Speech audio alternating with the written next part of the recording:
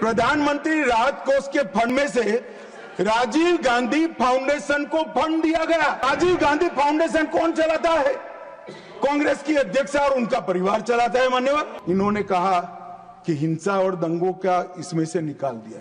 मान्यवर, आपदा प्रबंधन और दंगों की हिंसा का क्या लेन देन, मुझे बताइए। ये क्यों विचार आता है? क्योंकि इनके राज्य में बहुत दंगे होते थे। मान्यवर, उनको सुनना है क्या? आप प्लीज मुझे संरक्षण दीजिए, उनको बिठाइए। Honorable members, please take your seat.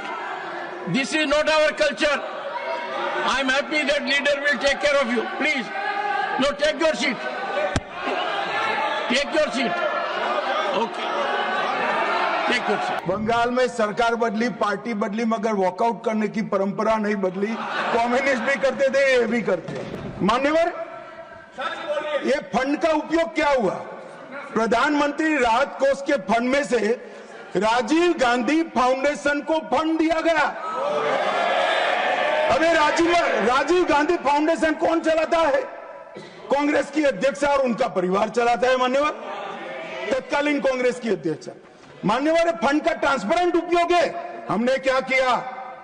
Corona महामारी, आपदा राहत, ऑक्सीजन प्लांट, वेंटिलेटर, गरीबों को सहायता और टीकाकरण के लिए इसका खर्च करने का काम भारतीय जनता पार्टी के प्रधानमंत्री। मान्यवर, जवाबदेही, कोई स्पष्ट पारदर्शिता नहीं थी। फंड के उपयोग के लिए कोई कमिटी नहीं थी।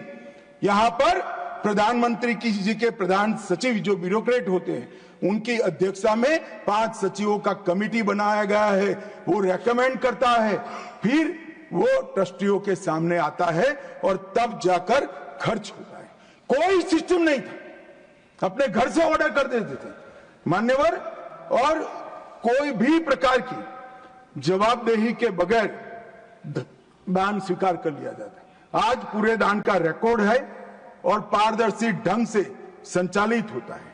मान्यवर, हमने राहत कार्य के साथ साथ कई प्रकार के इनोवेटिव सहायता भी की है और राजनीतिक हस्तक्षेप इसमें कोई नहीं है।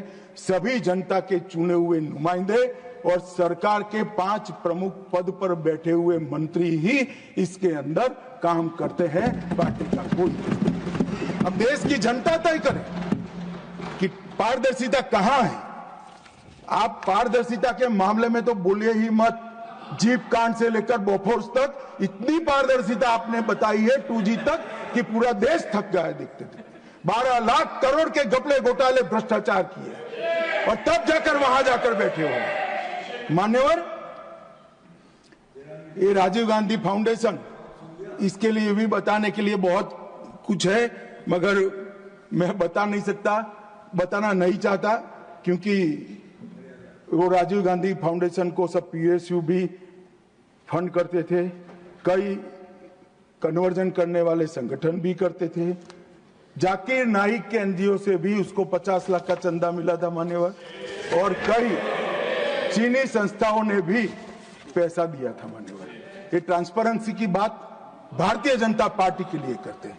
मान्यवर, कोई अधिकार नहीं है इस बात करने का। मान्यवर, नीरज दागी जी ने कोविड विफल प्रबंधन का मुद्दा उठाया। इसके बाद उन्होंने कहा DM अधिनियम में कोई विशिष्ट आपदा सूचीबद्ध नहीं है। आपदा सूचीबद्ध करने का अधिकार राज्यों के पास है। अपने राज्यों के आपदा के प्रकार के अनुसार वो उसको सूचीबद्ध कर सकते हैं। और इन्होंने कहा कि हिंसा और दंगों का इसमें से निकाल दिया। मान्यवर, आपदा प्रबंधन और दंगों की हिंसा का क्या लेन देन, मुझे बताइए। ये क्यों विचार आता है? क्योंकि इनके राज्य में बहुत दंगे होते थे। आपदा प्रबंधन और दंगों का क्या लेन देन, कैसे कर सकते हैं? उचित ही किया है कि हमने नहीं किया है। एक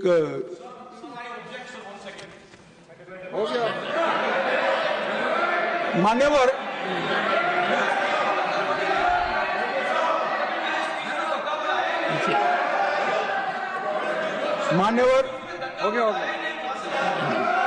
रीता बनर्जी AITC के, उन्होंने कहा कि हमें फंड कम दिया गया है यूपीए सरकार जिसमें ममता जी थी, इससे 367% ज्यादा फंड भारतीय जनता पार्टी की सरकार ने। मान्यवर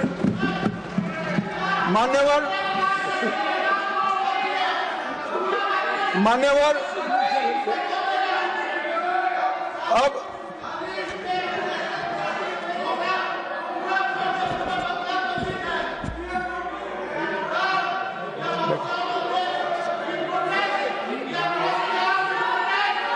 मान्यवर उनको सुनना है क्या? आप प्लीज मुझे संरक्षण दीजिए, उनको बिठाइए। Honorable members, please take your seat. This is not our culture. I am happy that leader will take care of you. Please, no, take your seat. Take your seat. Okay. Take your seat. I do not appreciate disturbance in the house.